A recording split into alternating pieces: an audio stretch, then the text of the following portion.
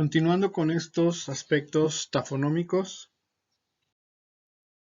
vamos a ver, digamos, algunas de las consideraciones, algunas de las cosas que hay que entender que suceden en cada uno de los grupos biológicos y cómo se comportan al momento de fosilizar.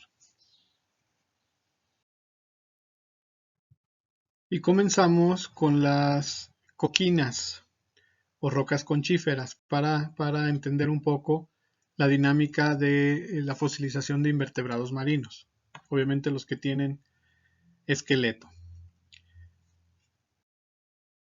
En este caso existe una clasificación de acuerdo a la manera en cómo encontramos estas coquinas. Unas se llaman concentraciones por evento. Estas se forman cuando hay, por ejemplo, un huracán, un evento que dura poco tiempo, pero en el cual hay un reacomodo, una muerte y reacomodo de ciertos elementos, en este caso muchas conchas que son acomodadas por las corrientes que generó el huracán.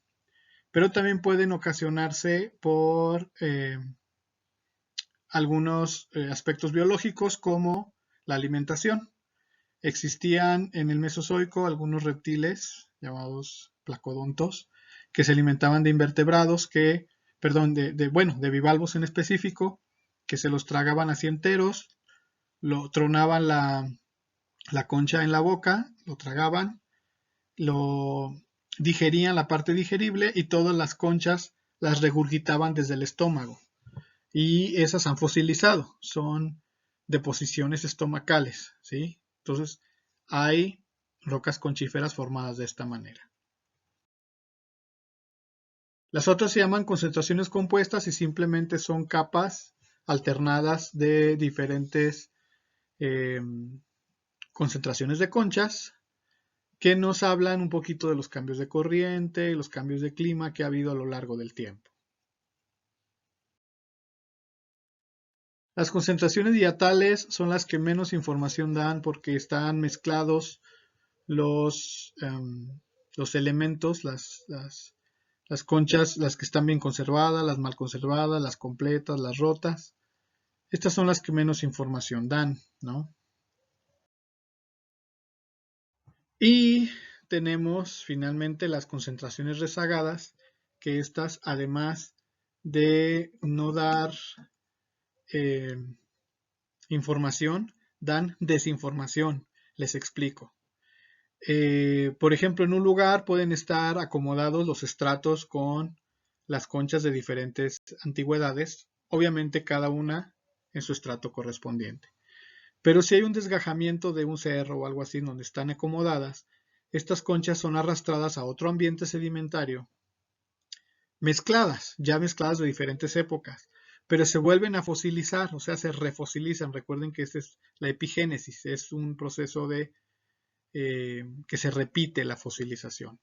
Entonces, si nosotros analizamos solamente el estrato en donde están ya mezcladas, nosotros podemos interpretar de manera errónea que conchas de diferentes edades convivieron en el tiempo y en el espacio, ¿sí?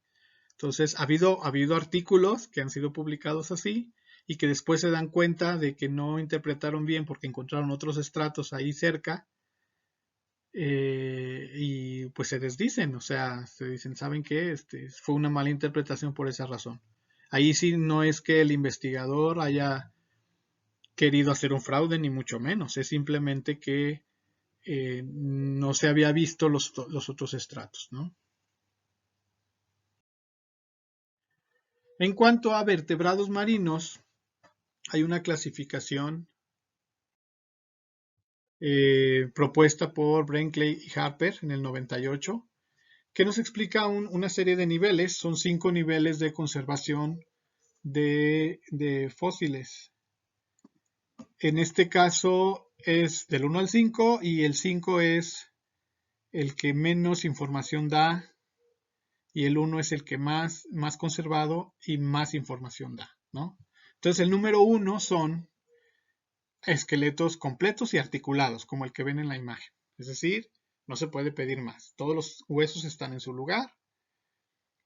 por medio de como si están articulados, podemos hacer interpretaciones hasta de los movimientos articulares y este tipo de cosas. Obviamente son los más escasos, pero los más valiosos. O este otro, por ejemplo, que es realmente extraordinario porque es un tiburón con sus dientes en su lugar, sobre las mandíbulas, eso es rarísimo en el registro fósil. Lo más seguro es que nos encontremos los dientes aislados. Y si se fijan, está la columna vertebral también articulada. El número 2 son esqueletos desarticulados y huesos pues disgregados. Puede estar el esqueleto completo, pero no está articulado. Sí, este es un poco más común que el número 1. El número 3 implica huesos y dientes aislados. Por ejemplo, en el caso de los dientes de tiburón son muy comunes encontrarlos aislados en los estratos, ¿no? Pero bueno, pues obviamente ya dan menos información que los dos números anteriores. El número 4 son ya huesos fragmentados o erosionados, o sea, restos ya erosionados. Estos dan menos información, sobre todo si la parte del hueso que nos encontramos no es significativa, pues a veces no dan información alguna, ¿no? El quinto nivel ya no implica, digamos, esqueletos y huesos, sino están en el nivel 5 porque ya es información indirecta. Y me refiero a los coprolitos. Un coprolito nos puede decir exactamente qué comió un individuo, por ejemplo, si hay huesos metidos o semillas o alguna cosa que haya comido, pero no nos dice quién lo hizo. Ese es el gran problema del material coprolítico. En cuanto a los vertebrados terrestres, vamos a tomar como ejemplo un gran vertebrado, un hipopótamo y esa, digamos, línea que nos llevaría hasta que fosilice. Tomando algunas consideraciones, por ejemplo, una ventaja que tenemos con esta especie en específico es que vive asociada a cuerpos de agua, entonces las posibilidades de que su cadáver quede en un ambiente acuático pues son más altas. También este organismo vive en grupos, en manadas, entonces también las posibilidades aumentan. No es un animal raro, por ejemplo. Y bueno, dentro de los componentes de una manada, pues se va a considerar un adulto promedio, no una cría, ¿no? Entonces, por ejemplo, lo primero que tiene que pasar es que debe de generarse el tafón, en este caso el cadáver, ya sea por muerte por enfermedad, accidente o por depredación. El cadáver queda depositado en un cuerpo de agua, las partes blandas son consumidas ya sea por depredadores o por degradadores. Nos queda el esqueleto, ese tendría que ser enterrado de una manera más o menos rápida. Y bueno, pues aquí está enterrado, habrá que creerlo aunque no se vea. Y recuerden que está enterrado bajo un cuerpo de agua en donde el agua permite el movimiento de los minerales para poder permineralizar.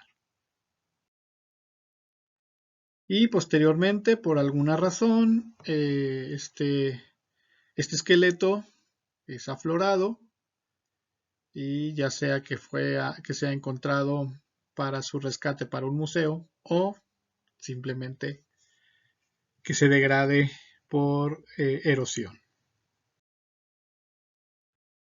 Y bueno, aquí tenemos para que se den una idea, es un cráneo de un hipopótamo, aunque pues este es de un hipopótamo actual,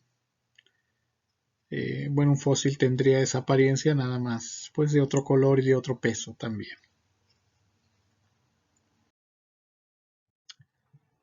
En cuanto a las plantas, no olvidemos que ellas producen muchos tafones a lo largo de su vida, eh, ya sea hojas, flores, frutos, el mismo tallo, etcétera, ¿no? De hecho, los paleobotánicos en general mencionan que para que una planta en específico pueda dejar fósiles, tiene que estar a no más de unos 50 metros de distancia de un cuerpo de agua en donde pueda fosilizar precisamente, ¿no? En este caso vamos a tomar como ejemplo un encino. Puede, por ejemplo, permineralizar in situ si, por ejemplo, resulta inundado el bosque. Eh, los árboles pueden morir, pueden quedar cubiertos, por ejemplo, la parte de abajo, los tocones de los árboles. Si eso queda en el fango y queda dentro de un cuerpo de agua por un buen tiempo, entonces puede permineralizar. Este árbol también produce, como les digo, muchos tafones a lo largo de su vida. Pueden ser hojas o frutos que puedan llegar al cuerpo de agua y una vez que se saturan de agua pueden hundirse para que los procesos de fosilización se den. Eso puede ser en algunos días, por ejemplo, me refiero el que se llenen de agua y se hundan. Las hojas pueden formar impresiones en el fondo de este cuerpo de agua. Si un tallo, si un tronco es arrancado, a veces puede durar años flotando, pero finalmente se satura tanto de agua que puede terminar en el fondo.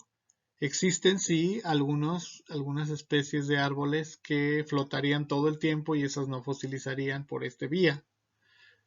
Por ejemplo, los alcornoques, de donde sacan el corcho. Ese es flota tan fácilmente que ni aunque se sature de agua va a terminar en el fondo, ¿no? También, bueno, en este caso, eh, algunos otros tipos de árboles que tienen ya sea semillas anemófilas o polen muy anemófilo también, pues puede viajar a través del aire a cuerpos de agua más distantes. ¿Sí? Eso depende también de qué tan anemófilos sean. Pero esos pueden también en los cuerpos de agua al final permineralizar en el fondo, ¿no?